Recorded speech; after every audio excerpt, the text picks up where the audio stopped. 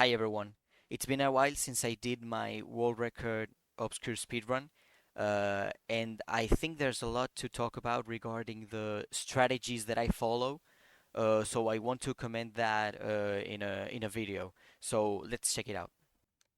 I'm especially gonna talk about the strategies that I haven't seen a lot of people do, or even I haven't seen anyone doing them. I'm not gonna comment too much on strategies that we already know. So here's the prologue. Everything is pretty normal, uh, and I don't want to stay too much time on nonsense. So nothing to comment here.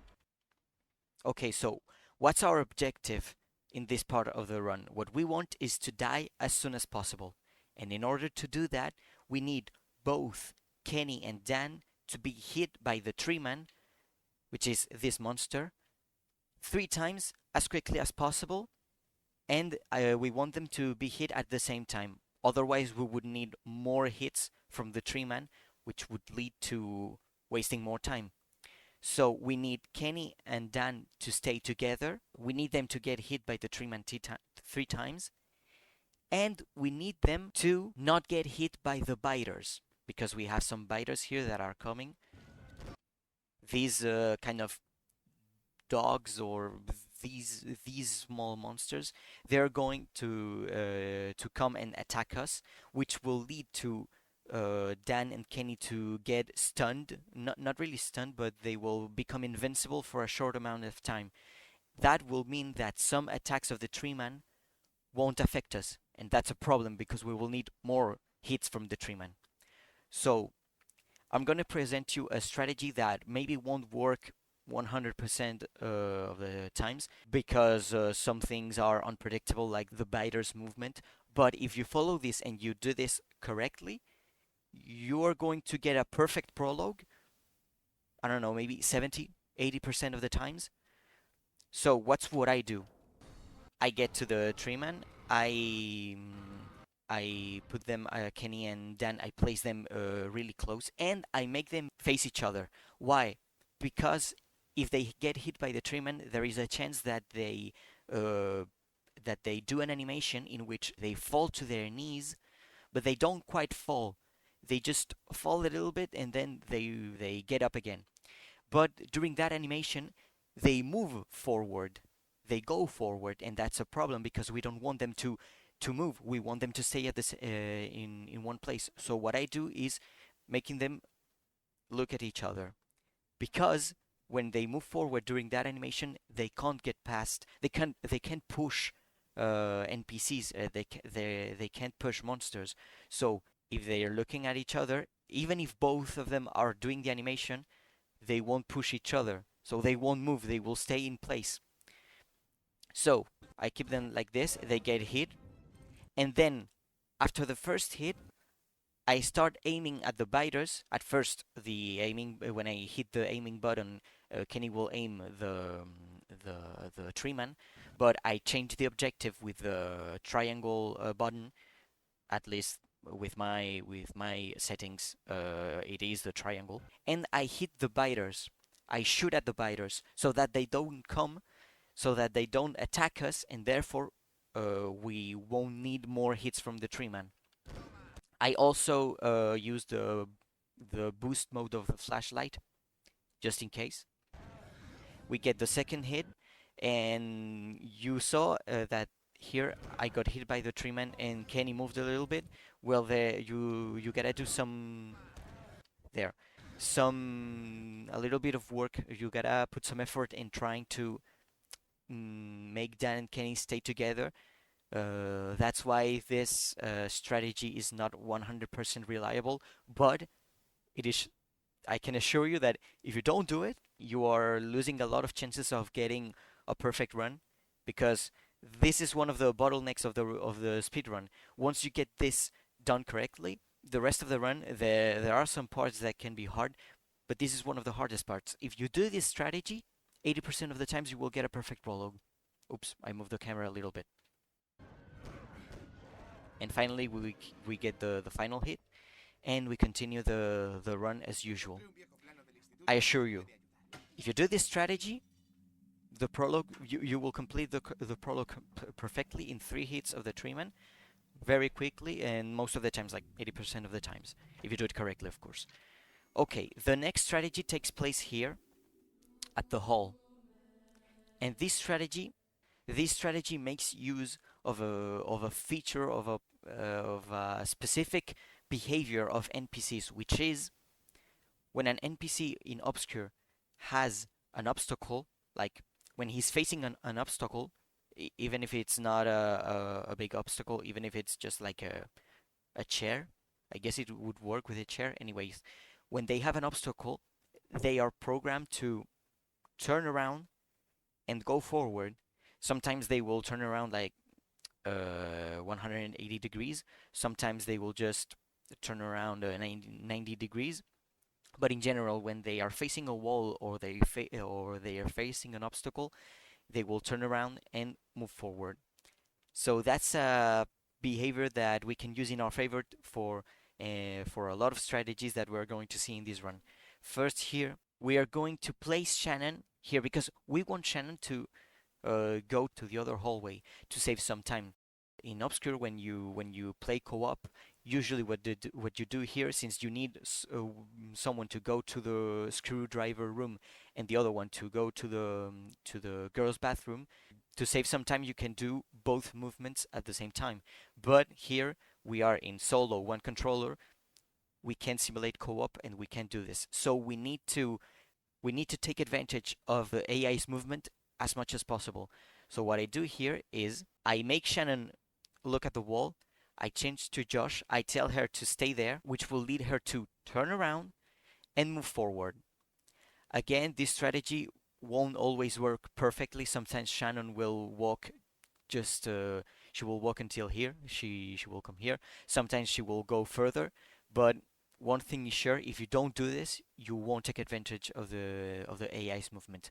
So yeah, it takes some time and practice to do it, not perfectly, but doing it fine enough.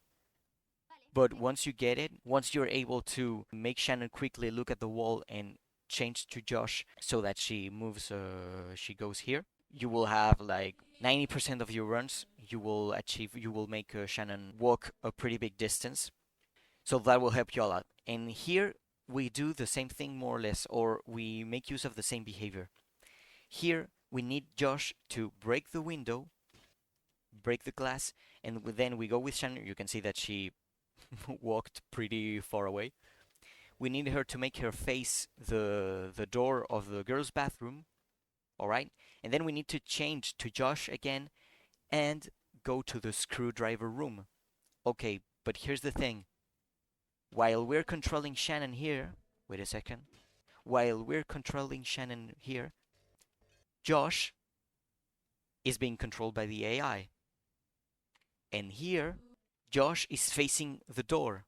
So when we swap characters with Shannon, Josh will see that he has a wall or a door in front of him. He will turn around and he will move forward. We don't want that because we that will make us waste time. So what I do is I hit the door, but I don't make Josh face the door like this. I put some distance between him and the door, just enough to hit the door with the bat, or hit the glass with the bat, and break it, but not too close, so that he doesn't turn around when I start controlling Shannon. As you can see here, I control Shannon, and here when I go back to Josh, he's still looking at the door, and that's because I put some distance between him and the door.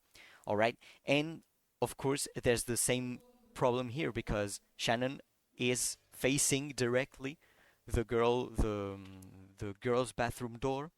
So when we get to Josh, she will turn around and move forward. But since we get to the room pretty fast, there won't be any issues. She will still be looking at the door. And when we get back to the hall, we can just swap characters, follow me, and enter the room. Bloop. we can see anything because of the fading effect. Here there's not a lot to talk about. Okay, so there's not a lot to comment here, so I'm just gonna skip this part. Okay, in this part we're going to make use of the AI's behavior once again.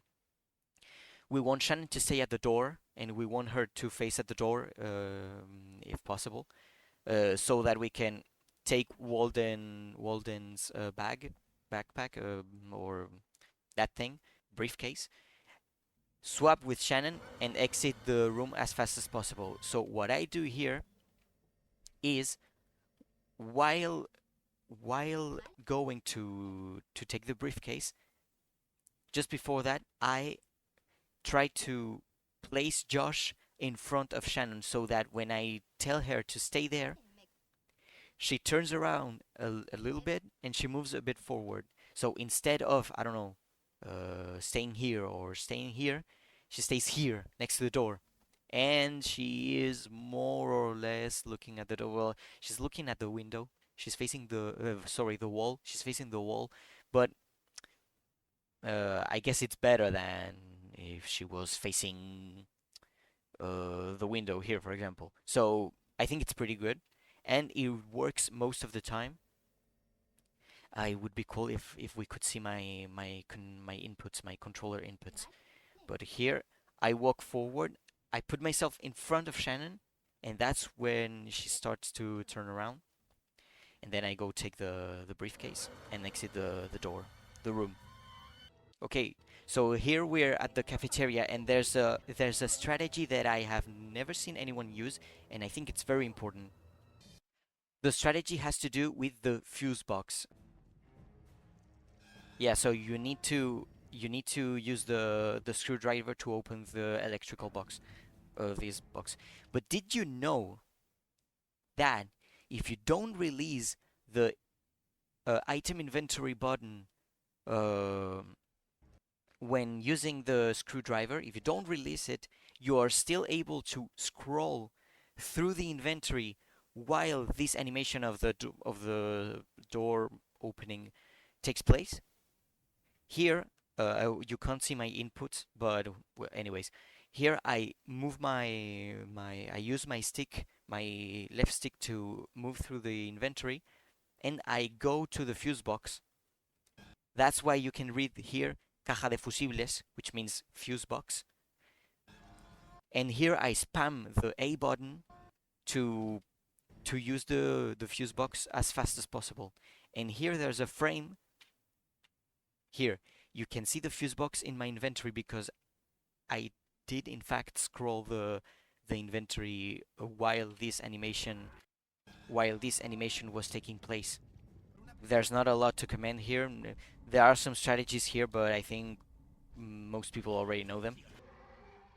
So moving on to the dormitory, here's the part where you have to walk slowly through this damaged floor in order to not fall and not die and not waste some time. So I think this is the quickest way I've been able to do it. What I do is kind of spamming, not exactly spamming, but I spam the R1 button, well, according to my configuration, the aiming button, so that the bat is still like facing to the floor more or less. And I think using this technique, Kenny is not as fast as when he walks, but he's not too slow. He's not as slow as when he just aims like this constantly. So I think it's pretty good. And also, once you get past this line, I don't know if you can see my mouse. Once you get past this line, you can't fall. So once you're here, you can sprint. But you gotta be careful because when you sprint with Kenny, you can't open doors. If you're pressing the sprinting button, you can't press X. Well, you can't press A on the Xbox controller to go to another room, to enter a room. So what I do is I slightly press and hold slightly the running button, the sprinting button, and I release it, and then I go through the door. And also, I think Kenny keeps sprinting a little bit even after you've released the button. So I try to time it a little bit so that he keeps sprinting, but so that I can open the door. Okay, here's one of the most interesting parts about this speedrun. This is the second queen, and she can be killed very fast if you're a bit lucky. Uh, in this particular, in this specific case, I could have killed her earlier, but I made a mistake, and I'm going to comment it. First, what I do is taking the ammunition. We get 21 shotgun shells in easy and normal difficulty. I start using the boost mode of the flashlight to take out as much, to dissipate as much aura as possible, and I provoke the queen to attack me as fast as possible so that I save some time. And notice this. Check this out. When the queen performs this attack, where she hits with her arm, you have enough time to use one special attack with Ashley and one normal attack with Ashley. As you can see, we hit her 3 times. That's the first hit with the special attack. That's the second hit with the special attack. And even though she starts covering her face, she hasn't ended her animation yet, so you still have some time to hit her once more before she completely covers her face, and now she's invincible. Well, now she can't get hurt. Or that's what I think. Whether she can't get hurt, or whether she has a strong shield, you have enough time to hit her 3 times. 2 times with a special attack, and another time with a normal attack with Ashley. I provoke her once more. I keep on shooting at her. I shoot at her once more, and this is where a specific strategy takes place, and this is where I make 2 mistakes. First, I still have one shotgun shell in the shotgun, so I should have shoot her. I should have shot her in this moment, but I didn't. And here, what I'm trying to do, I failed to do it at first, but then I succeed. I try to reload in front of the worms so that the worms attack me and therefore interrupt the reloading animation, because this animation in which Ashley gets hurt is quicker than the reloading animation. So I just reload. I purposely get hit by the worms, so the reloading animation gets interrupted, but my shotgun is reloaded. And once I've managed to do that, I swapped to Kenny, and I use the boost mode of the gun with the flashlight to kill the rest of the worms. Here it's not perfect, but it still kind of works. You see, in this frame here, I reloaded, boom, 7, and here I kill the rest of the worms. And here the queen attacks me, but I evade her attack just in time, and I keep on shooting her. I hit her, and here comes my other mistake. Since I didn't shoot her earlier, this shot, wait. If I had shot her earlier, this shot would have killed her, but it doesn't. And now this shot doesn't hurt her because she's already invincible. As you can see, there are some particles here, which means she didn't take any damage, or maybe a small amount of damage. And now that she's performing this animation, I can hit her again. But I would have saved some time if I had shot her earlier, when I still had one shell in the shotgun. But the one thing that I want you to remember the most is that you can interrupt the reloading animation and save Ashley from the worms. I mean, you can interrupt the reloading animation with the worms, and then you can save Ashley from the worms with the gun with the flashlight.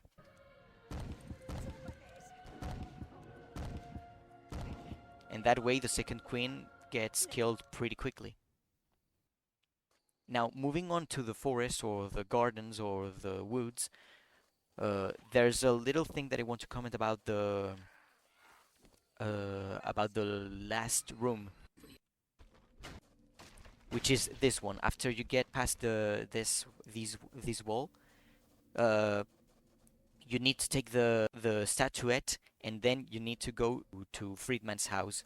What I do is telling Kenny to stay here, and that's normal. That's what we already know. But if you make him face the door, as I've said a couple of times already in this video, he will move around and he won't be next to the door when we swap to him later. So what I do is I make him look at the face of this bush so that he turns around and he stays more or less there, or he even comes closer to the door. And I take the statuette, I swap to Kenny, and I get out of here.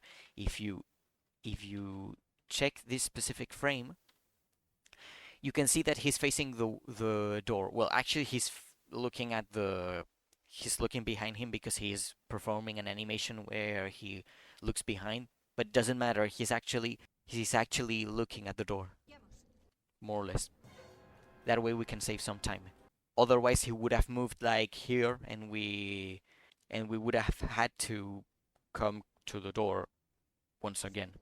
Okay, there's no strategy here, but I want to comment something. I think the only real difference between speedrun in easy, in normal, and in hard mode is that when you're in easy and normal difficulty, in the second queen you get 21 shotgun shells, but in hard mode you get 14 shotgun shells.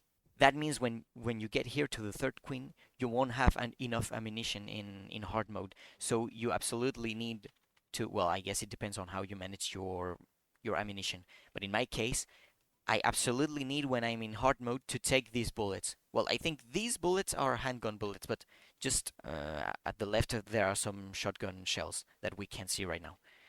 So the only real difference between easy and hard mode is that in easy you can go directly to the door, while in hard mode you waste 2 or 3 seconds taking some ammunition and then going to the door. Okay, right now we have a problem with Kenny, and it is that he isn't hurt. So it will take some time for him to die, to get killed by the tree man later. This queen is a good opportunity to hurt Kenny, but in this case I prefer to make him stay away and just kill the queen very quickly with Ashley, and then go into the next room very quickly with Kenny. So what I do here is I know for a fact that when I use the flashbang, the queen only needs 5 hits to get killed. Two hits from Ashley's special attack, and then 3 normal hits. All right. So here I provoke her. I already dissipated some of the aura. I I stay in this place where she can't hit me. It's very tricky and it's kind of difficult, and even I don't remember where I have to stay to not get hit. But yes, there is a place here where you don't get hit. Here I hit her twice with Ashley's special attack. As I said, when she does that attack, you have enough time to hit her a third time. And now she's going to use the worm attack, and I have enough time to hit her twice. That's once, and that's twice, and that's five hits, and she gets killed. So yeah, you can do this queen very, very quickly. And that's mostly it. There's nothing really important to say from here because the rest is just like every other ObsCure speedrun. And the speedrun will be finished. So yeah, that's all the strategies I wanted to share and I wanted to comment. I think... Hola, hola, ¿se me oye? That's all I wanted to comment about the ObsCure speedrun. There are some strategies that I came up with. There are some strategies that I took from other people. But in general, I think it's cool to commend them, and because sometimes you don't understand things by just watching them. So I think it's very interesting to do this exercise and try to explain things. I think it can be useful to everyone. So that's all. Thanks for watching, and I hope this helped you.